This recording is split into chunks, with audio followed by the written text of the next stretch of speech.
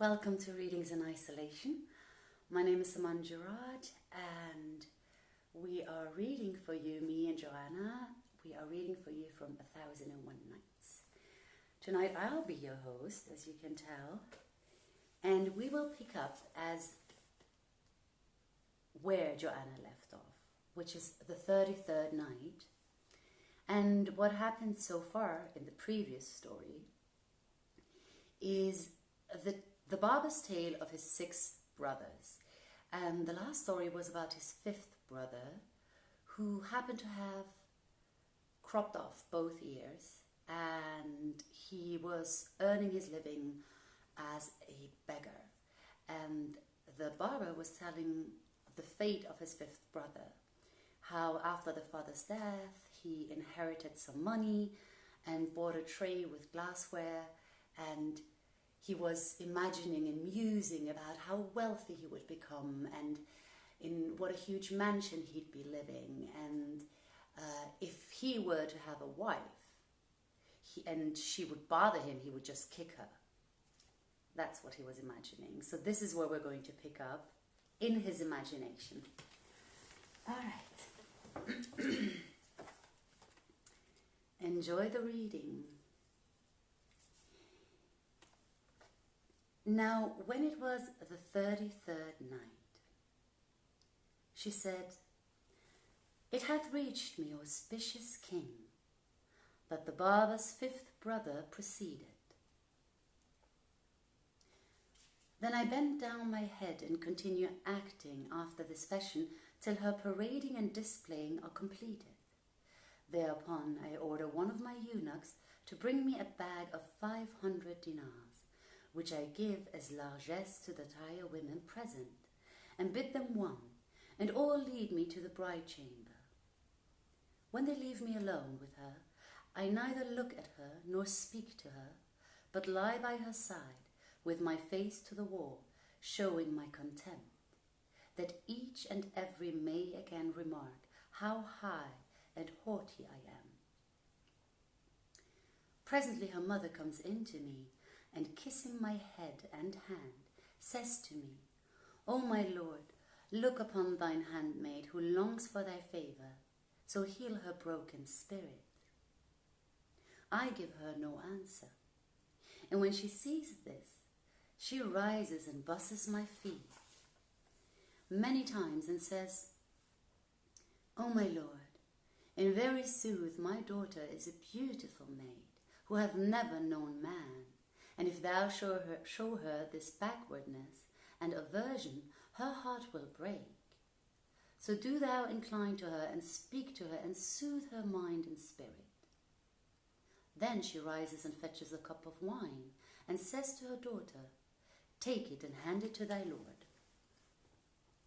But as she approaches me, I leave her standing between my hands and sit, propping my elbow on a round cushion purfled with gold thread, leaning lazily back and without looking at her in the majesty of my spirit, so that she may deem me indeed a sultan and a mighty man.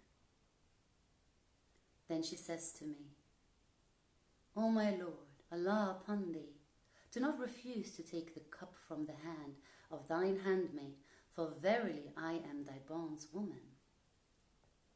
But I do not speak to her, and she presses me, saying, There is no help but that thou drink it, and she puts it to my lips. Then I shake my fist in her face and kick her with my foot thus. So he let out with his toe and knocked over the tray of glassware, which fell to the ground, and falling from the bench, all that was on it was broken to bits. O foulest of pimps, this comes from the pride of my spirit, cried my brother. And then, O commander of the faithful, he buffeted his face and rent his garment, and kept on weeping and beating himself. The folk who were flocking in to the Friday prayer saw him, and some of them looked at him and pitied him, whilst others paid no heed to him. And in this way my brother lost both capital and profit.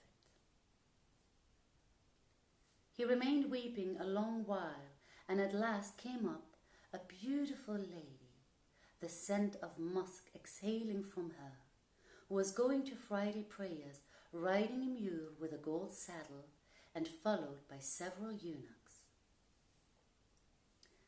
When she saw the broken glass and my brother weeping, her kind heart was moved to pity for him, and she asked what ailed him, and was told that he had a tray full of glassware by the sale of which he hoped to gain his living, but it was broken. And said they, "There befell him what thou seest." Thereupon she called up one of her eunuchs and said to him, "Give what thou hast with thee to this poor fellow." And he gave my brother a purse in which he found 500 dinars. And when it touched his hand, he was well nigh dying for excess of joy, and he offered up blessings for her. Then he returned to his abode a substantial man, and as he sat considering, someone rapped at the door. So he rose and opened and saw an old woman whom he had never seen. "O my son," said she, "know that prayer tide is near, and I have not yet made my wuzu ablution, so kindly allow me the use of thy lodging for the purpose." My brother answered, "To hear is to comply," and going in bade her follow him. So she So she entered, and he brought her an ewer wherewith to wash, and sat down, like to fly with joy because of the dinars which he had tied up in his belt for a purse. When the old woman had made an end of her ablution, she came up to where he sat and prayed a 2-bow prayer, after which she blessed my brother with a godly benediction. And he, while thanking her, put his hand to the dinars and gave her 2, saying to himself, "These are my voluntaries." When she saw the gold, she cried, "Praise be to Allah! Why dost thou look on one who loveth thee as if she were a beggar? Take back thy money. I have no need of it. Or if thou want it not, return it to her who gave it thee when thy glassware was broken.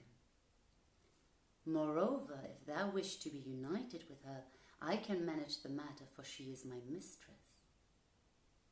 "O my mother," asked my brother, "by what manner of means can I get at her?" And she answered, "O my son, she hath an inclination for thee, but she is the wife of a wealthy man. So take the whole of thy money with thee, and follow me, that I may guide thee to thy desire. And when thou art in her company, spare neither persuasion nor fair words, but bring them all to bear upon her. So shalt thou enjoy her beauty and wealth to thy heart's content." My brother took all his gold and rose and followed the old woman, hardly believing in his luck.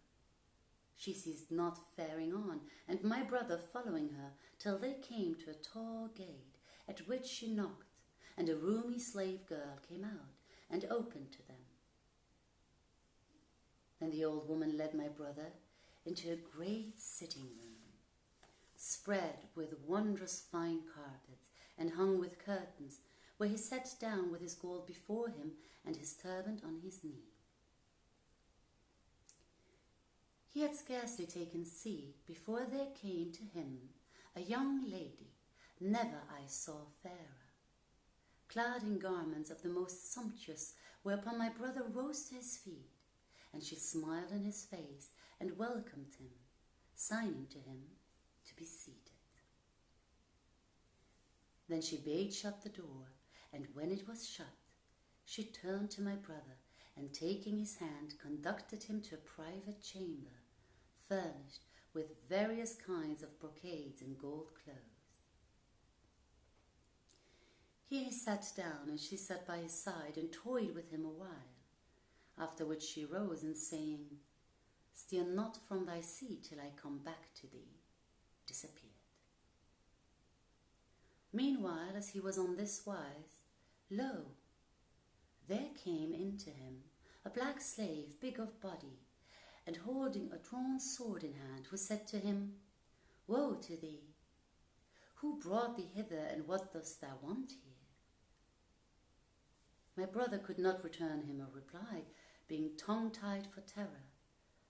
So the blackamoor seized him, and stripped him off his clothes, and bashed him with the flat of his sword blade, till he fell to the ground, swooning from excess of belabouring. The ill-omened slave fancied that there was an end of him, and my brother heard him cry, Where is the salt wench?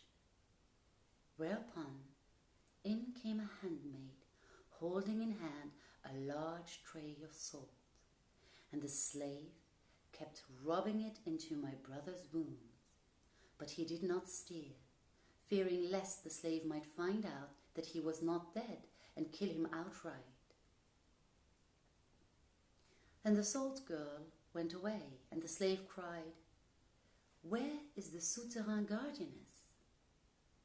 Hereupon in came the old woman, and dragged my brother by his feet to a souterrain, and threw him down upon a heap of dead bodies. In this place he lay 2 full days. But Allah made the salt the means of preserving his life by staunching the blood and staying its flow. Presently, feeling himself able to move, and opened the trapdoor in fear and trembling, and crept out into the open. And Allah protected him, so that he went on in the darkness, and hid himself in the vestibule till dawn, when he saw the accursed beldam sally forth in quest of other quarry. He followed in her wake, without her knowing it, and made for his own lodging, where he dressed his wounds and medicined himself till he was whole. Meanwhile, he used to watch the old woman, tracking her at all times and seasons, and saw her accost one man after another, and carry them to the house. However, he uttered not a word, but as soon as he waxed hale and hearty, he took a piece of stuff and made it into a bag, which he filled with broken glass, and bound about his middle. He also disguised himself as a Persian, that none might know him, and hid a sword under his clothes of foreign cut.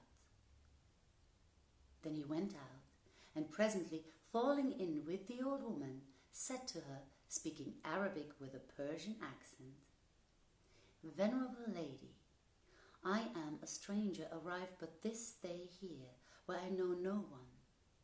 Hast thou a pair of scales, wherein I may weigh 1,100 dinars? I will give thee somewhat of them for thy pains. I have a son, a money changer, who keepeth all kinds of scales, she answered. So come with me to him before he goeth out, and he will weigh thy gold. My brother answered, Lead the way. She led him to the house, and the young lady herself came out and opened it, whereupon the old woman smiled in her face and said, I bring thee fat meat today. Then the damsel took my brother by the hand, and led him to the same chamber as before, where she sat with him a while, then rose and went forth, saying, Stir not from thy seat till I come back to thee. Presently in came the accursed slave with the drawn sword, and cried to my brother, Up, and be damned to thee. So he rose, and as the slave walked on before him, he drew the sword from under his clothes, and smote him with it, making head fly from body. Then he dragged the corpse by the feet to the souterrain, and called out, Where is the salt wench? Up came the girl, carrying the tray of salt, and seeing my brother, sword in hand, turned to fly, but he followed her, and struck off her head. Then he called out, Where is the souterrain guardianess? And in came the old woman, to whom he said, "Dost know me again, O ill-omened hag?" "No, my lord," she replied. And he said, "I am the owner of the 500 gold pieces, whose house thou enterest to make the ablution and to pray, and whom thou didst snare hither and betray." "Fear Allah and spare me," cried she. But he regarded her not, and struck her with the sword till he had cut her in 4. Then he went to look for the young lady, and when she saw him, her reason fled, and she cried out piteously, "Aman, mercy!" So he spared her and asked, "What made thee consort with this blackamoor?" And she answered, "I was slave to a certain merchant, and the old woman used to visit me till I took a liking to her. One day she said to me, 'We have a marriage festival at our house, the like of which was never seen, and I wish thee to enjoy the sight.' 'To hear is to obey,' answered I, and rising, arrayed myself in my finest raiment and ornaments, and took with me a purse containing 100 gold pieces. Then she brought me hither, and hardly had I entered the house when the black seized on me, and I have remained in this case 3 whole years through the perfidy of the accursed beldam." Then my brother asked her, "Is there anything of his in the house?" Whereto she answered, "Great store of wealth, and if thou art able to carry it away, do so, and Allah give thee good of it."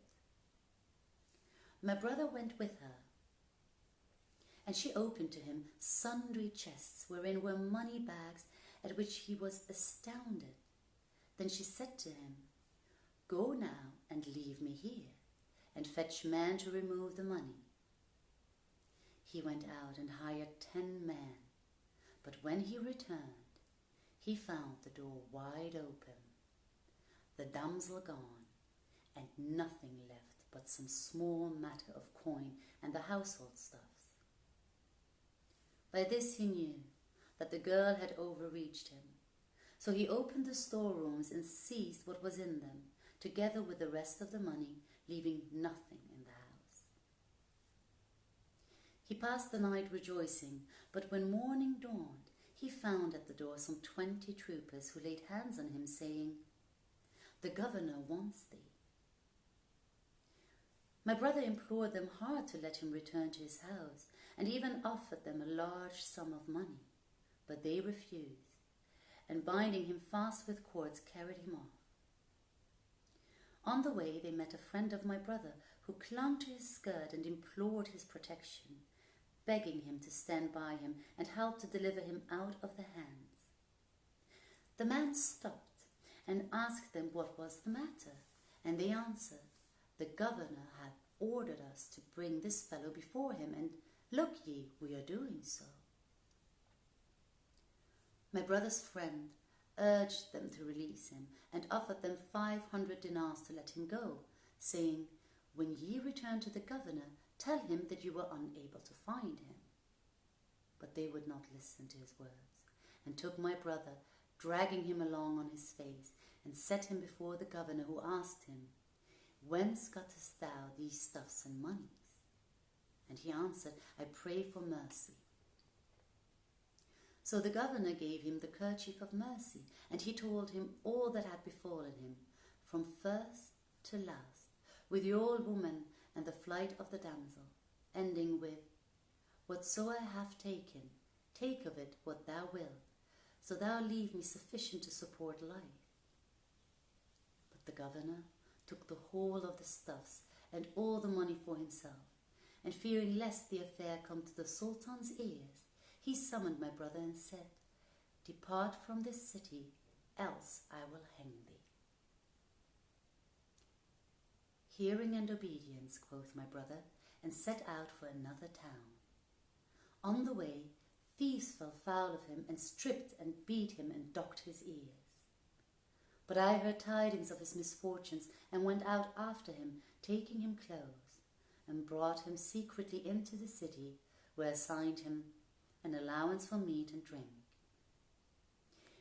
And presently the Caliph gave ear to the barber's tale of his sixth brother. My sixth brother, or commander of the faithful, Shakashik, or many clamours, the shorn of both lips, was once rich and became poor. So one day he went out to beg somewhat to keep life in him. As he was on the road, he suddenly caught sight of a large and handsome mansion, with a detached building, wide and lofty at the entrance, where sat sundry eunuchs, bidding and forbidding. My brother inquired of one of those idling there, and he replied, "The palace belongs to a scion of the Barmaki house." So he stepped up to the doorkeepers and asked an alms of them. "Enter," said they, "by the great gate, and thou shalt get what thou seekest from the vizier, our master." Accordingly he went in, and passing through the outer entrance, walked on a while, and presently came to a mansion of the utmost beauty and elegance, paved with marble, hung with curtains, and having in the midst of it a flower like he had never seen. My brother stood a while as one bewildered, not knowing whither to turn his steps. Then, seeing the farther end of the sitting chamber tenanted, he walked up to it, and there found a man of handsome presence and comely beard. When this personage saw my brother, he stood up to him and welcomed him, and asked him of his case, whereto he replied that he was in want and needed charity. Hearing these words, the grandee showed great concern, and putting his hand to his fine robe, rent it, exclaiming, "What? Am I in a city, and thou here hungered? I have not patience to bear such disgrace." Then he promised him all manner of good cheer, and said, "There is no help but that thou stay with me and eat of my salt." "O my lord," answered my brother, "I can wait no longer, for I am indeed dying of hunger." So he cried, "Ho, boy, bring basin and ewer," and turning to my brother said, "O my guest, come forward and wash thy hands." My brother rose to do so, but he saw neither ewer nor basin. Yet his host kept washing his hands with invisible soap and imperceptible water, and cried, "Bring the table." But my brother again saw nothing. Then said the host, "Honor me by eating of this meat, and be not ashamed." And he kept moving his hand to and fro as if he ate, and saying to my brother, "I wonder to see thee eating thus sparely. Do not stint thyself, for I am sure thou art famished." So my brother began to make as though he were eating, whilst his host kept saying to him, "Fall to, and note especially the excellence of this bread and its whiteness."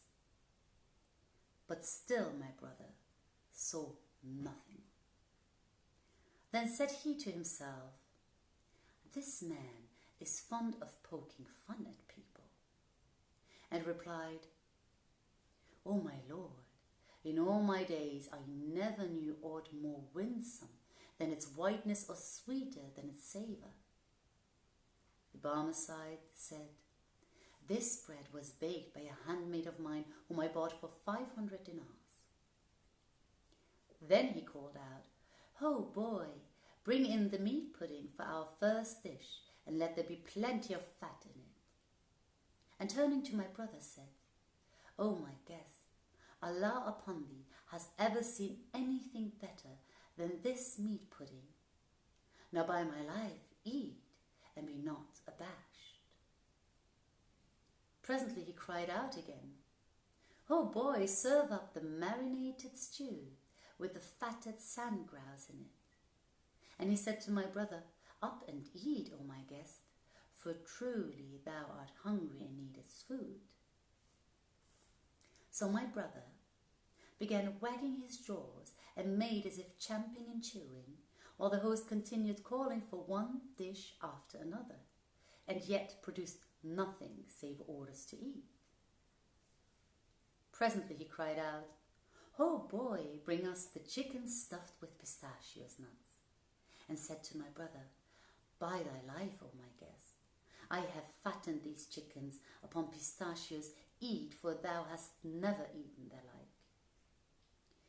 "Oh my lord," replied my brother, "they are indeed first rate." Then the host began motioning with his hand as though he were giving my brother a mouthful, and ceased not to enumerate and expatiate upon the various dishes to the hungry man, whose hunger waxed still more violent, so that his soul lusted after a bit of bread, even a barley scone. Quoth the Barmecide, "Didst thou ever taste anything more delicious than the seasoning of these dishes?" And quoth my brother, "Never, O my lord." "Eat heartily, and be not ashamed," said the host. And the guest, "I have eaten my fill of meat." So the entertainer cried, "Take away and bring in the sweets," and turning to my brother said, "Eat of this almond conserve, for it is prime, and of these honey fritters. Take this one, by my life, the syrup runs out of it." "May I never be bereaved of thee, O my lord," replied the hungry one, and began to ask him about the abundance of musk in the fritters. "Such is my custom," he answered. "They put me a dinar weight of musk into every honey fritter, and half that quantity of ambergris." All this time my brother kept wagging head and jaws till the master cried, "Enough of this, bring us the dessert." Then said he to him, "Eat of these almonds and walnuts and raisins, and of this and that," naming divers kinds of dried fruits, "and be not abashed." But my brother replied, "O my lord, indeed I am full. I can eat no more." "O my guest," repeated the host, "if thou have a mind to these good things, eat. Allah, Allah, do not remain hungry." But my brother rejoined, "O my lord, he who hath eaten of all these dishes, how can he be hungry?" Then he considered and said to himself, "I will do that shall make him repent of these pranks." Presently the entertainer called out, "Bring me the wine." And moving his hands in the air as though they had set it before them, he gave my brother a cup and said, "Take this cup, and if it please thee, let me know."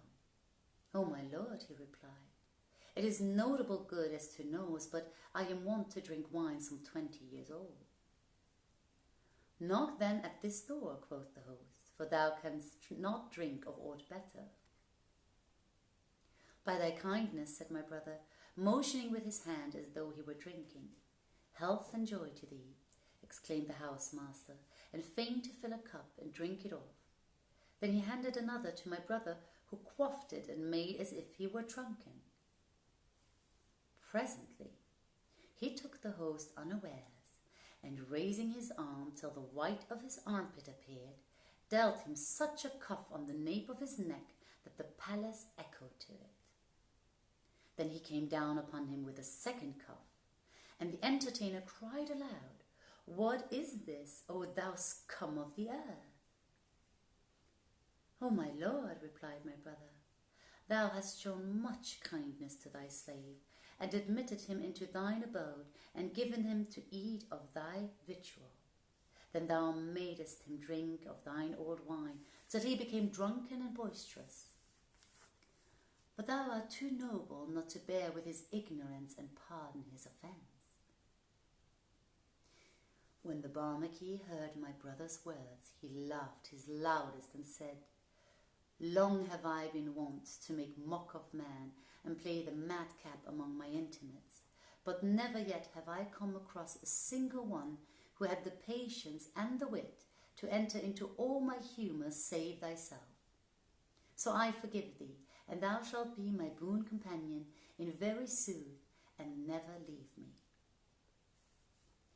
Then he ordered the servants to lay the table in earnest, and they set on all the dishes of which he had spoken in sport.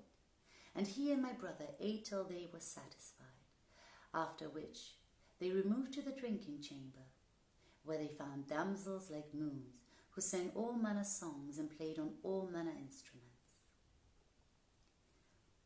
There they remained, drinking till the wine got the better of them, and the host treated my brother like a familiar friend, so that he became, as it were, his brother, and bestowed on him a robe of honour, and loved him with exceeding love. Next morning the two fell again to feasting and carousing, and ceased not to lead this life for a term of 20 years. At the end of which the Barmecide died, and the Sultan took possession of all his wealth, and squeezed my brother of his savings, till he was left a pauper without a penny to handle. So he quitted the city, and fled forth, following his face. But when he was halfway between two towns, the wild Arabs fell on him, and bound him, and carried him to their camp, where his captor proceeded to torture him, saying, "Buy thy life of me with thy money, else I will slay thee." My brother began to weep, and replied, "By Allah, I have nothing, neither gold nor silver, but I am thy prisoner, so do with me what thou wilt."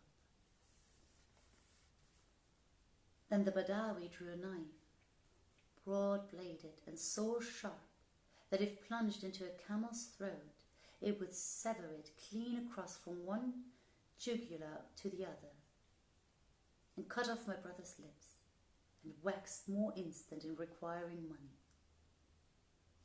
Now this Badawi had a fair wife who, in her husband's absence, used to make advances to my brother and offer him her favours, but he held off from her. One day she began to tempt him as usual, and he played with her and made her sit on his lap, when behold, in came the Badawi, who, seeing this, cried out, "Woe to thee, O accursed villain, wouldest thou debauch my wife for me?" Then he took out a knife and cut off my brother's yard, after which he bound him on the back of a camel, and carrying him to a mountain, left him there.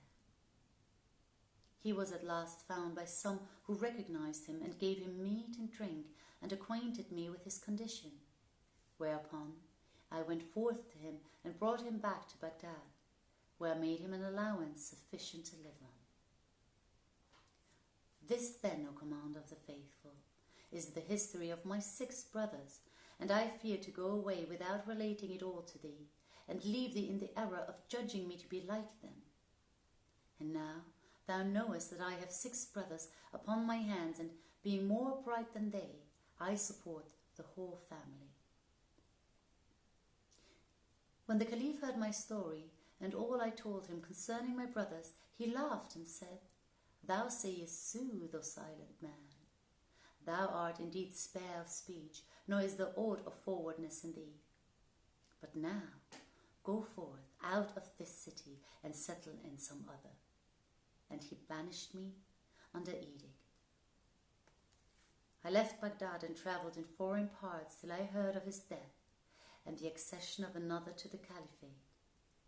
Then I returned to Baghdad, where I found all my brothers dead, and chanced upon this young man, to whom I rendered the kindliest service, for without me he had surely been killed. Indeed, he slanders me and accuses me of a fault which is not in my nature, and what he reports concerning impudence and meddling and forwardness is idle and false. For verily on his account I left Baghdad and travelled about full many a country, till I came to this city and met him here in your company. And was not this a worthy assemblage of the generosity of my nature? The end of the tailor's tale. Then quoth the tailor to the king of China, when we heard the barber's tale and saw the excess of his loquacity and the way in which he had wronged this young man, we laid hands on him and shut him up, after which we sat down in peace and ate and drank and enjoyed the good things of the marriage feast till the time of the call to mid-afternoon prayer, when I left the party and returned home. My wife received me with sour looks and said, Thou goest a pleasuring among thy friends, and thou leavest me to sit sorrowing here alone. So now, unless thou take me abroad and let me have some amusement for the rest of the day, I will cut the rope, and it will be the cause of my separation from thee. So I took her out, and we amused ourselves till supper time, when we returned home and fell in with this hunchback who was brimful of drink and trolling out these rhymes. Clear's the wine, the cup's fine, like to like they combine. It is wine and not cup, 'tis a cup and not wine. So I invited him to sup with us and went out to buy fried fish, after which we sat down to eat, and presently my wife took a piece of bread and a fid of fish and stuffed them into his mouth, and he choked. And though I slapped him long and hard between the shoulders, he died.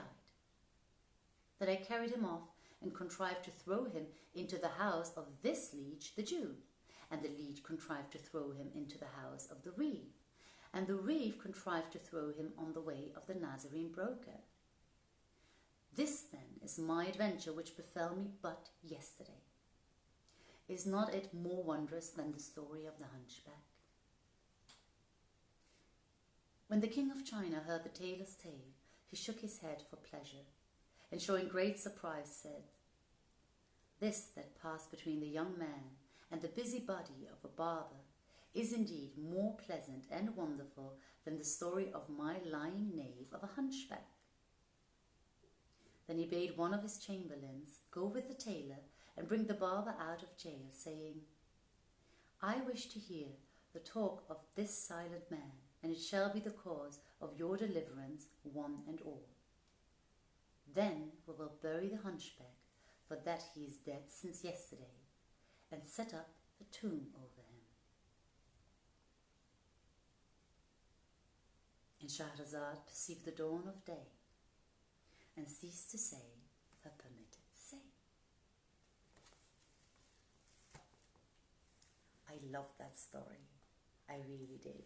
I hope you enjoyed the reading, everyone.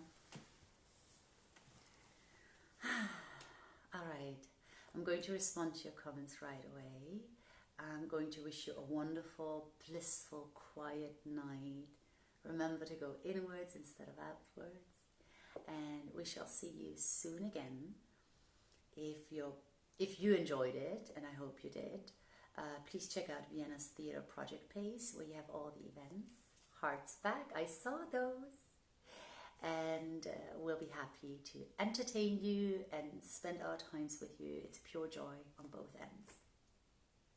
All right, have a great night, everyone. Much love. Bye.